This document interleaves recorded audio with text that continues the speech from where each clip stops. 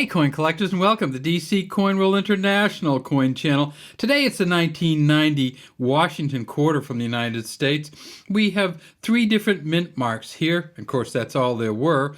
The Denver Mint, you can see the D right there. The Philadelphia Mint, and you can see the P. And look at these Denver and Phillies. They both dented the coin when they did the mint mark on them. And you can see kind of this little thing on the side of each one where the mint mark hit it so hard it made a dent in the coin. And then finally we have this one over here, and that's a San Francisco Mint coin. They made a lot of quarters in 1990, 1.5 billion, and we're going to take a look at these ones, talk about how much they're worth, and then we're going to talk about some other coins.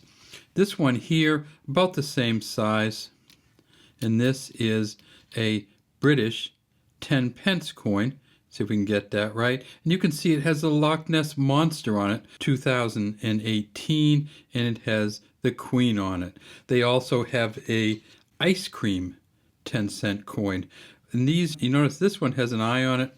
That's because they did the whole alphabet over the course of 2 years. So we have A through Z in these 10 pence coins, and we'll take another look at these two, and then we'll talk about how the United States changed the back of some of their coins too. So the back of this coin here is going to be the eagle, and this is one of the nicer Denver Mint coins you'll ever see. This is in incredibly good shape. The printing on the top, United States of America, E pluribus unum here. We can see feathers all down through the body, a little bit on the legs even, and then we can see this really, really strong beak line. So at the Denver Mint in 1990, they made $927 million. The auction record for one of these is $1,400, and this one here is probably a Mint State 65 or above, probably not much above, but unfortunately a Mint State 65 is worth about $7. So we're not going to make huge bucks on this one. You have to have the best of the best to get up to the $1,400 limit.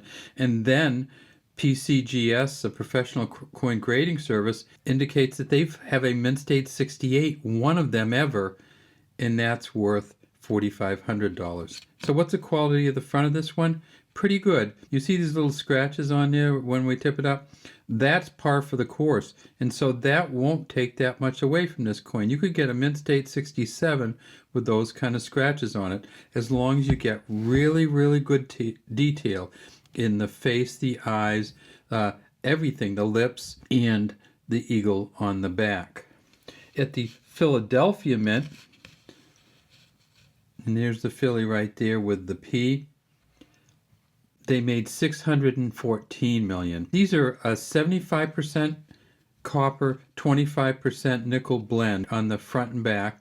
And then the center is just pure copper, and you can see that orange or brownish copper right there. These weigh 5.67 grams, and they're 24.3 millimeters in diameter. The highest Philadelphia auction price is $1,625 from Mint State 67. They currently found 15 Mint State 67s, and PCGS grades them at $1,550. You see this isn't in quite as good condition.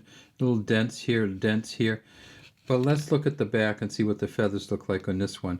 And again, pretty good. Not quite as good a beak point there and eye on the back, and not quite as many feathers. So this is less than a Mint State 65, and a Mint State 65 goes for $7. In 1990, they also made them at the San Francisco Mint, but they only made proof coins, and you can see this is a deep cameo proof.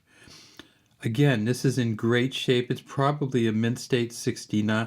It's probably a proof 69. Because the proof coins were done so well at the San Francisco Mint, they don't have a whole lot of value. They're almost all this good. They made $3.3 million at San Francisco. The auction record is $349. The best proof 70 current price, though, is about $26. We can see all the feathers. We can see all the lines. We can see a pretty good eye there. If we tip this back and forth a little, we can see that this one doesn't have the greatest cowlick coming off the back there, but it's pretty good. And we can see that little dot in the nose on the beak. United States of America $0.25. Now, what about the other ones? We talked about how the British came out with these alphabet coins. There's the Loch Ness Monster, there's the ice cream one. The United States started in 1999 to put different things on the back. From 1932, the backs of all U.S. quarters looked exactly like this. But then in 1999, they came out with the state quarter series, and the first state quarter series was Delaware, the first of the original 13 colonies to ratify the Constitution. We see that Delaware, 1787, the first state, and this Caesar Rodney writing with the ratified Constitution to New York from Delaware, because New York in 1787 was the capital of the United States. And of course, when they did that, they changed the front a little bit also. So this is the old front, and then in 1999 they came out with this different front because they needed to put $quarter on the front. They changed where Liberty was from here to here. They changed In God We Trust to and back.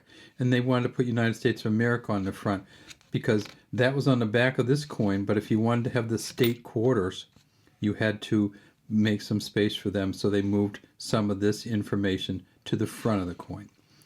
After the state quarter series, which went from 1999 to 2008, and then went on to another year where they had D.C. and 5 territories, including Puerto Rico in it, they moved on to the America the Beautiful series.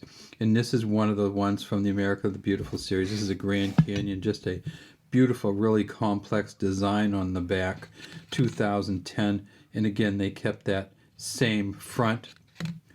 The America the Beautiful series went on, produced 56 coins through 2021, and then they came out with a couple in the middle, and then they moved to the current American Women's series. And the American Women's series go from 2022 to 2025, and that's going to end this year with 20 quarters. And then in 2026, they're going to have some Great American Events quarters, and they're going to have one with the Declaration of Independence on the back, the U.S. Constitution on the back, abolitionism, suffrage, and civil rights on the back of the coins. We're assuming the U.S. Mint's going to follow through on those. All right, so back to our 1990s.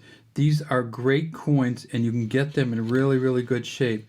But unless they're in almost perfect shape, they're not going to be worth much over $15 or $20.